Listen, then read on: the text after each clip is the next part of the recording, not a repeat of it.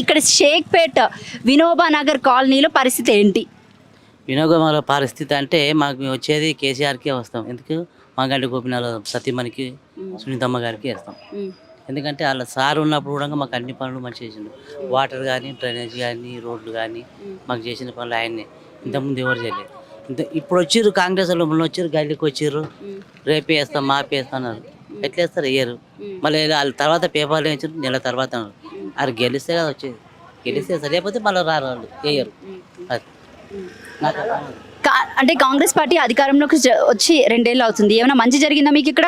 ఈ 22 నెలలు అవుతుంది, ఏం మంచి జరగలే. అంటే కరెంటు పోతుంది, అంటే అది 500 గ్యాస్ అన్నారు, అది ఇవ్వలేదు.